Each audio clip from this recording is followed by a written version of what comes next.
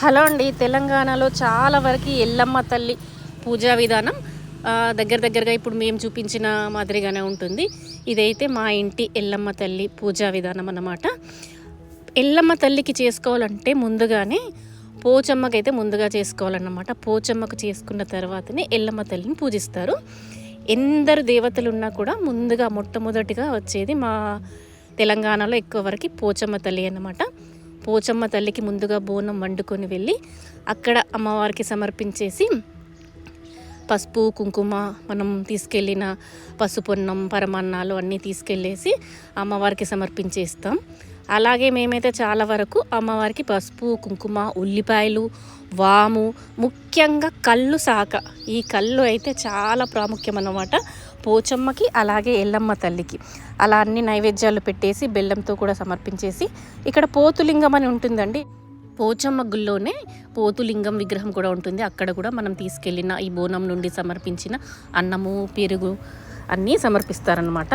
అలాగే పోచమ్మ గుళ్ళో అయితే మాత్రం చాలా వరకు చిన్న పిల్లలకి అంతా చలువగా ఉండాలని వాము అలాగే సమర్పిస్తారు. పోచమ్మ దగ్గర వాము బెల్లము పంచదార. ఇక్కడ చూడండి చిలుకలు కట్టారన్నమాట గుళ్ళో. చిలుకలు అలాగే ఊయలలు పిల్లలు లేని వారికి ఊయలలు మొక్కుబడిగా అలాగే చిలుకలను కూడా సమర్పిస్తారు.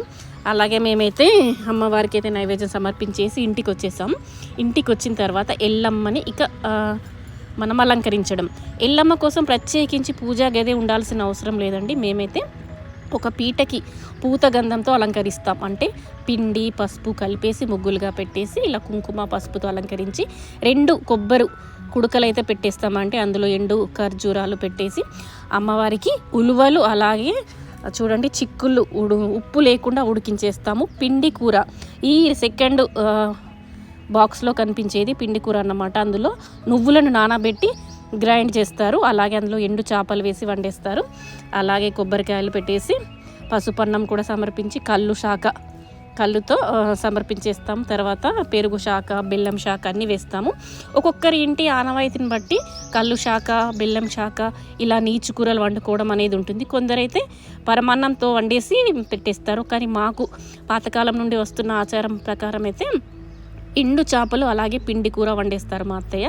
అలా మొత్తం సమర్పించేసి తర్వాత అమ్మవారికి కొట్టిన కొబ్బరికాయలు కొబ్బరి పుట్నాలు బెల్లం కలిపి ప్రసాదంగానైతే అందరికీ పనిచేస్తాం.